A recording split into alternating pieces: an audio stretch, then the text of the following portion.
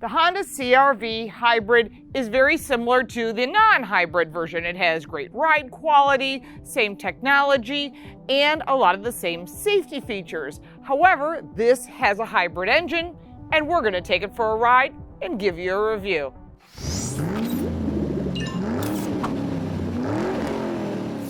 Welcome back, I'm Lauren Fix, and this is the 2022 Honda CR-V Hybrid. Now this segment has gotten really large. You've got competition from Toyota, from Hyundai, from Kia, literally everyone. And the reason for that is this gives you better fuel economy, it's a little bit greener, people like that you still have the electric to get you going. Let's take a closer look of the CR-V Hybrid. We'll take it for a drive, and we'll give you some of the high and low lights, and in the end, we'll talk about the pricing and the pros and cons, so you want to stay with us. Under the hood of the CR-V Hybrid is a 4-cylinder engine with 143 horsepower and 129 pound-feet of torque. The electric motor gives it 181 horsepower and 232 feet of torque, and that makes a total of 212 horsepower for this vehicle. There are 3 drive modes, Econ, Sport, and EV, and we'll take that for a drive, as this gets a combined 38 miles to the gallon. There aren't a lot of differences between the hybrid and the non-hybrid version. Both have LED headlights and, of course, that active shutter grille. All that gives you better fuel economy. They want to think about the aerodynamics of this vehicle. The slipperier it is through the wind, the better fuel economy you get, and you get a better looking car besides. All Honda CR-Vs ride on all-season tires. 18-inch wheels are on the lower trim levels and 19 on our higher trim levels, and this is a touring edition, so of course it has the 19-inch wheels. You will note that the hybrid version does have a logo here to let you know. Heated body, side colored mirrors, that's a nice little touch. Of course, you've got your indication for blind spot detection also in there, and that's part of safety. Further back, you've got your roof rails if you need them, but this vehicle looks just like a regular CR-V, and that's really important. It also offers the 3-year, 36,000-mile warranty, 5-year powertrain warranty, and it includes roadside assistance for 3 years. Coming around to the back of the CR-V, you've got your logo here. In addition, you got all-wheel drive, hybrid, and touring, because this is the top trim level. There is a lot of nice design features, and since you have something successful like the regular CR-V, why make massive changes to the hybrid? Because people will find this very relatable, and Honda has done that. When it comes to visibility, it's quite comparable to other vehicles in this category, with a large front piece of glass and a backup camera that unfortunately in this car has a low resolution, but I'm hoping that that'll be part of that center screen when they do an upgrade. In the meantime, there is tons of storage in this car, in the doors, in the cup holders. I mean, there's just tons of places to put things. The driver's seat has 12-way adjustment, including lumbar. Passenger seat, just 4-way and no lumbar on the passenger side. There is a 3-stage heated seats, and that's really important. Let's take a look at the second row. Here in the second row, there is a ton of room, and that's really important because you typically have child safety seats back here. I set the seat for me, I'm 5'8", and there is unbelievable quantities of room. This is important. You don't want that child sitting behind you to be kicking your seat. In addition, there are 2 2.5 amp chargers as well as ventilation. That's important. There's a speaker here and more storage in the door. Going down to the 60-40 split rear seat, there's 2 cup holders here as well. It's nothing really fancy, but it doesn't have to be. This is a functional car, and there's plenty of space even for taller passengers. There are 3 trim levels of the CR-V Hybrid, including the EX, EXL, and Touring. We are test driving the Touring, which includes all of the goodies that you would want. Now on the left side, you've got your controls, including your information pages. We'll show you that in just a second. On the right side, you've got your wipers, your upshift paddle, and your downshift paddles on the left with your wiper blades. Now in front of you, you have digital gauges. When you touch the info page, the little eye that's on the left side of the steering wheel, you are able to change different features.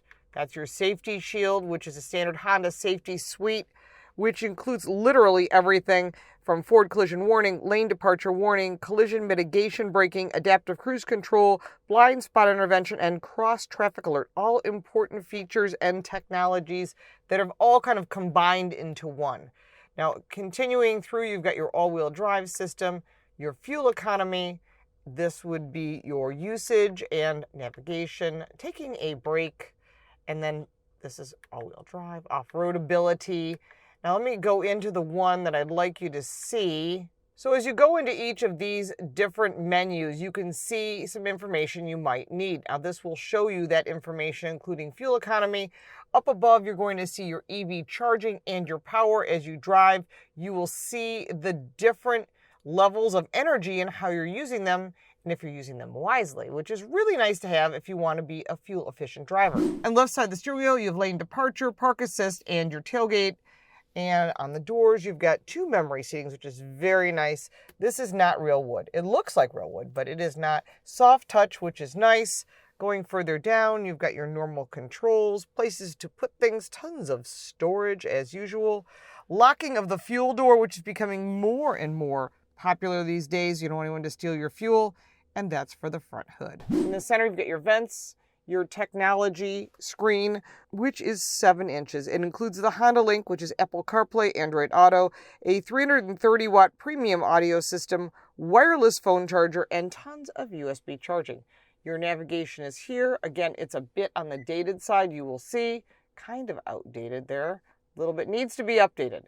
Phone connections, your settings, smartphone, your audio, your info links, Honda Link system, and your app list. You can get different apps. Some of these are pretty basic, but you can add a lot of widgets too, which is nice. So they've really thought about this. This is all something you can add later on, but at least you have all that information. The 330-watt premium audio system is nice and does a really good job of offering you different options, AM, FM, iPod, and so forth, and that's really important. I prefer the satellite radio.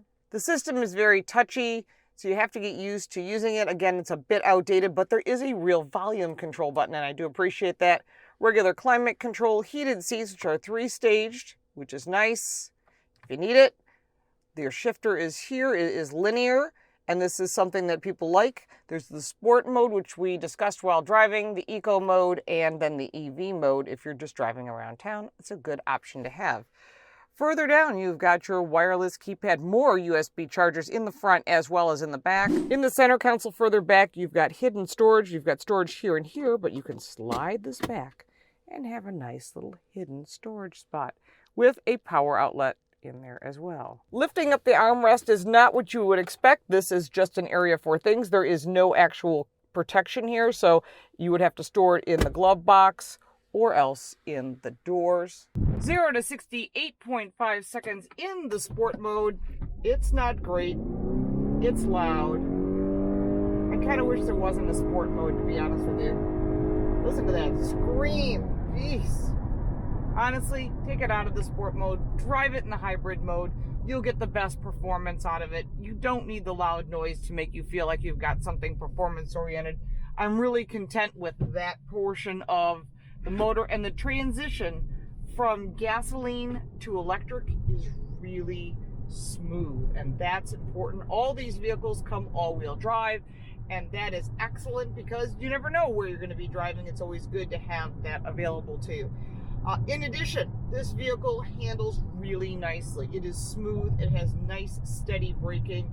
It is very confident on the roadway, which I think is really important because with all the potholes and road undulations, you can feel how smooth this really rides. Unfortunately, you can hear how loud this vehicle is as well. So while it performs as stated, and it's a Honda product, so you're going to get a great product to begin with.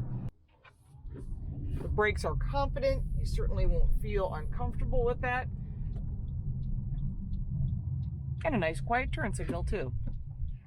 One thing that's important with any vehicle is getting into parking spots, and you never want a gigantic turning radius. In this case, it's 37 feet, which is the same of that of a very small vehicle.